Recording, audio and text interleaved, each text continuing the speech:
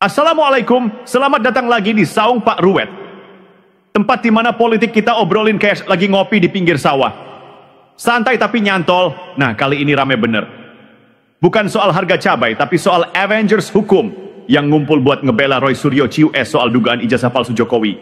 Loh kok bisa? Ayo kita ulas pakai logika rakyat jelata.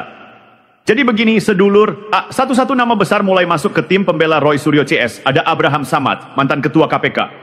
Lalu masuk lagi kuasa hukum Habib Rizik, terus ada juga pengacara dari Muhammadiyah. Kata tim hukumnya Sina, sekarang udah 40 orang. Weh, ini tim hukum apa orkes dangdut kok rame bener? Pertanyaannya, apa ini murni upaya hukum? Atau jangan-jangan panggung politik lagi dibangun dari balik meja pengacara? Wong laporan soal ijazah ini udah dari dulu, tapi tiap pemilu selalu muncul lagi. Rakyat kecil bingung, mana yang serius, mana yang drama. Kalau benar ada pelanggaran hukum, ya kita dukung dibuka terang benderang. Tapi kalau cuma jadi alat main catur kekuasaan, ya rakyat bisa enek. Hukum itu panglima, bukan pion buat gebuk lawan politik. Yang bikin bingung, rakyat bawah ini loh. Nggak ada listrik aja repot, anak sekolah masih numpang wifi tetangga, tapi elit pada sibuk buka lembaran ijazah orang. Penting, tapi bukan yang paling genting. Kalau mau serius, ayo buka semua data. Tapi jangan setengah-setengah. Jangan cuma ramain media, terus ujungnya cuma jadi bahan goreng menjelang pemilu. Rakyat bukan bodoh, cuma lelah ditipu janji yang ujungnya PHP lagi. Lah, ini udah kayak tim debat nasional, bukan sekadar kuasa hukum lagi. Timnya udah 40 orang lebih, kayak pasukan tempur bawa surat kuasa. Yang bikin heboh, kata Pak Kozinudin, masih ada 2 nama besar yang mau gabung juga. Walah, ini mau sidang hukum atau mau deklarasi politik jilid 2 tuh. Pak Ruwet jadi mikir begini, kalau urus ijazah doang sampai perlu rombongan elit hukum? Ini perkara hukum atau perkara gengsi? Soalnya rakyat kecil kalau ngurus ijazah anaknya yang hilang, cukup bawa surat ke sekolah, nggak perlu pengacara 40 orang. Nah, yang lebih bikin merinding, kasus ini disorotnya bukan soal pendidikan atau transparansi, tapi kayak mau jadi alat gebuk di tahun politik. Lah piye? Dan kalau benar ini cuma soal membongkar ijazah, ya sudah, tinggal dibuka transparan lewat jalur hukum resmi. Tapi kalau niatnya mau ganggu stabilitas negara, itu udah beda urusan loh. Negara ini bukan panggung drama, rakyat butuh harga sembako turun, bukan tontonan elit saling gugat. Lanjut yuk, masih banyak yang belum kita kupas. Bentar lagi Pak Ruwet kasih sambungannya, tapi sekarang, coba pikir, ini siapa yang benar-benar bela keadilan, dan siapa yang numpang nama buat nyari panggung? Tapi kalau niatnya mau ganggu stabilitas negara, lewat isu lama yang udah bolak-balik dijawab, ya itu namanya bukan nyari keadilan, tapi nyulut bara. Rakyat tuh udah capek, Pak. Harga sembako naik, lapangan kerja susah, elit malah ribut soal ijazah kayak anak rebutan raport. Pak Ruwet ini bukan mau bela siapa-siapa.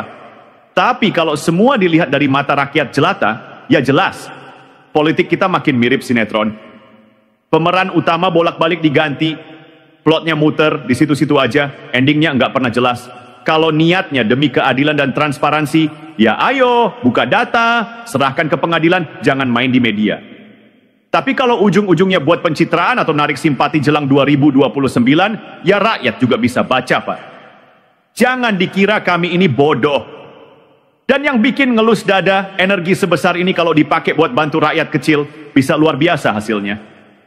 Bayangin aja, 40 pengacara lebih. Kalau satu-satu mau turun bantu kasus petani digusur, buruh di PHK semena-mena, atau nelayan yang dikejar-kejar karena zonasi laut, wah, bisa jadi malaikat hukum di bumi Indonesia. Tapi ya, itu tadi. Kenapa yang diperjuangkan selalu yang dekat ke panggung kekuasaan?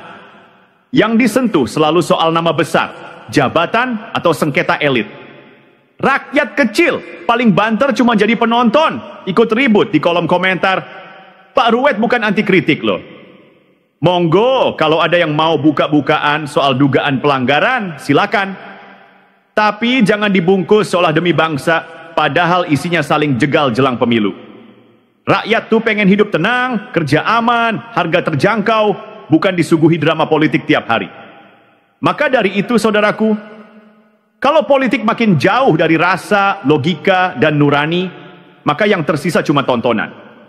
Yang ditonton capek, yang main drama juga makin hilang arah. Negara ini tidak butuh super tim pengacara buat nyerang pribadi. Negara ini butuh tim kerja buat nyelamatin hidup rakyat.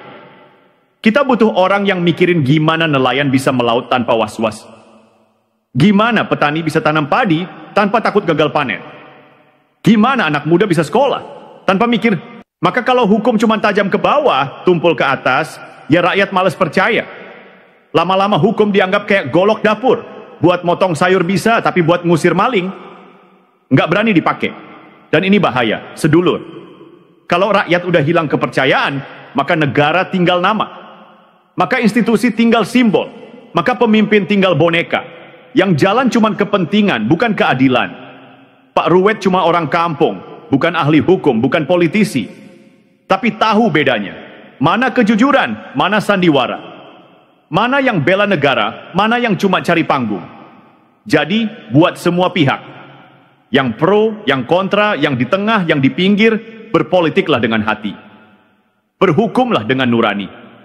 Jangan bikin rakyat tambah muak, tambah miskin, tambah apatis. Ingat, negeri ini tidak dibangun dari debat ijazah, tapi dari darah dan keringat orang kecil yang tak pernah masuk berita. Itu dulu dari saya. Kalau masih penasaran, mari kita lanjut di obrolan berikutnya. Tapi ingat, negeri ini tidak dibangun dari debat ijazah, tapi dari darah dan keringat orang kecil yang tak pernah masuk berita. Dan ironisnya, ketika yang kecil minta keadilan, mereka disuruh sabar. Tapi ketika yang besar merasa terganggu, hukum langsung lari terbirit-birit ngurusin. Lah piye, adilnya di mana? Kalau kita jujur, dan itu yang paling susah di republik ini, kita akan bilang, ini bukan sekadar soal ijazah. Ini soal siapa yang pegang mikrofon, siapa yang punya panggung, siapa yang bisa goreng isu sampai gosong, lalu teriak, lihat, ini kebakaran. Pak Ruwet bukan mau ngecilin niat baik orang-orang di tim hukum itu. Monggo. Tapi jangan sampai perjuangan hukum berubah jadi alat propaganda. Jangan sampai hukum dijadikan kemudi, padahal arah kapalnya udah ditentukan dari awal. LH rakyat ini, duduk di buritan kapal, cuman bisa ikut oleng kanan kiri. Bahkan sering nggak tahu kapal ini mau kemana. Dan jangan dikira rakyat nggak paham. Sekarang ini, yang nonton banyak. Tapi yang percaya, sedikit. Karena makin hari, politik kita makin jago acting, tapi lupa cara ngurus dapur rakyat. Maka pertanyaannya, para elit dan pengacara kondang itu, apa benar kalian sedang bela keadilan? Atau sekadar rebutan sorotan? Mungkin ada yang tulus, tapi banyak juga yang cuma numpang branding. Maka disinilah Pak Ruwet bilang, kalau betul niatnya untuk rakyat, ayo buktikan dengan keberpihakan yang konkret. Jangan cuma muncul waktu isu panas, lalu hilang ketika rakyat benar-benar butuh dibela. Lah rakyat ini, duduk di buritan kapal, cuma bisa ikut oleng kanan kiri, sambil nahan muntah karena mabuk politik. Nggak ngerti arah kapal mau kemana, cuma tahu ombaknya makin gede, tapi nahkodanya malah sibuk selfie di dek atas. Buruh jerit gaji nggak naik-naik, sepi. Nelayan protes karena laut dibagi-bagi, sepi. Tapi giliran ada perkara yang bisa digoreng buat nyerang lawan politik, langsung rame Pak. Media heboh, YouTube meledak, komentar netizen kayak pasar malam. Lah, jadi sebenarnya ini negara milik siapa?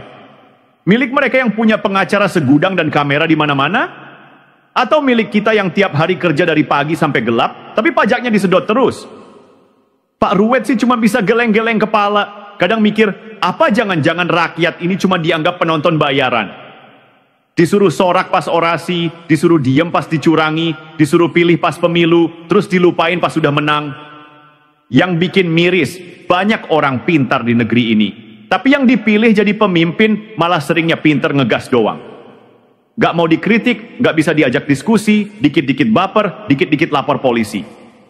Padahal di negara demokrasi, kritik itu bukan penghinaan. Kritik itu vitamin dikit-dikit baper, dikritik langsung bilang fitnah. Lah gimana mau negara maju kalau yang duduk di kursi empuk lebih sibuk jaga citra ketimbang jaga amanah? Padahal rakyat tuh tidak butuh pemimpin yang sempurna. Rakyat cuma butuh pemimpin yang bisa mendengar, yang bisa dititipi harapan, dan mau turun ke bawah, bukan cuma pas kampanye doang. Makanya waktu Pak Ruwet lihat pengacara-pengacara top mulai gabung ke tim pembela Roy Suryo CS, ya muncul satu pertanyaan. Ini mau bela kebenaran, atau mau ikut panggung biar kelihatan keren? Jangan-jangan, ini bukan soal hukum, tapi soal rebutan spotlight. Wong, rakyat kecil kalau punya masalah hukum, seringkali bingung mau minta tolong kemana. Tapi yang ini, baru laporan doang, udah kayak rombongan advokat reuni nasional. Tanda tangan surat kuasanya aja bisa bikin berkas setebal skripsi. Ya Allah, kalau semua orang bisa dapat perhatian hukum kayak ini, mungkin keadilan bisa beneran hidup di republik ini. Tanda tangan surat kuasanya aja bisa bikin berkas setebal kitab loh. Hehehe. Tapi ya itulah wajah hukum kita hari ini. Kalau kasusnya menyentuh elit, pengacara datang berderet. Tapi kalau rakyat kecil kena kriminalisasi, ngadu pun bingung kemana. Dan yang lebih Pak Ruwet cemaskan, jangan sampai hukum dijadikan panggung untuk adu gengsi politik. Karena kalau begitu, keadilan bukan lagi soal benar atau salah, tapi soal siapa yang lebih kuat dan lebih viral. Kalau begini terus, rakyat bisa makin jauh dari kepercayaan. Mereka pikir, buat apa percaya hukum, yang menang tetap yang punya kuasa. Lama-lama bukan cuma apatis, tapi bisa frustrasi. Nah kalau udah begitu, kita tinggal nunggu meledaknya aja. Sedulur, negeri ini bisa berdiri bukan karena debat eliti, tapi karena gotong royong orang bawah. Tapi sekarang, suara mereka malah ketimpa gaduh elit.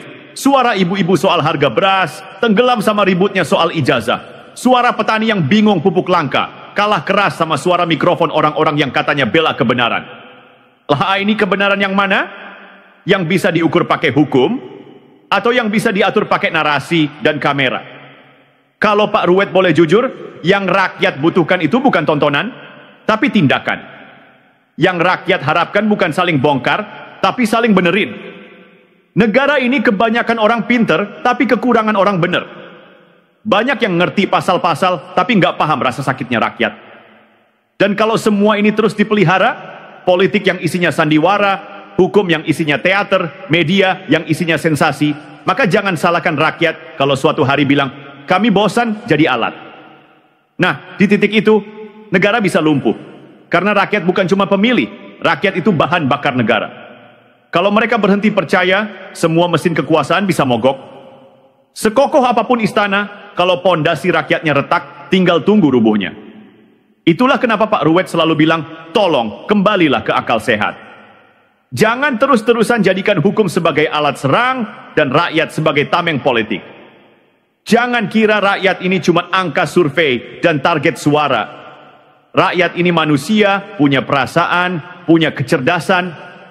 Dan buat para elit yang sibuk ngatur strategi, yang tiap hari mikirin gimana caranya lawan politik jatuh. Cobalah sesekali mikir, gimana caranya agar rakyat nggak tumbang. Karena hari ini yang kalian ributkan soal ijazah. Tapi yang rakyat hadapi tiap hari adalah dapur yang kosong, tagihan yang numpuk, dan harapan yang makin tipis. Jadi kalau benar kalian perjuangkan keadilan, maka buktikan, bukan di kamera tapi di lapangan. Bukan dengan selebaran, tapi dengan keberpihakan. Jadi, kalau benar kalian perjuangkan keadilan, jangan pilih-pilih medan.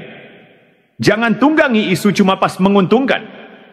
Karena hukum itu sakral, bukan alat kampanye.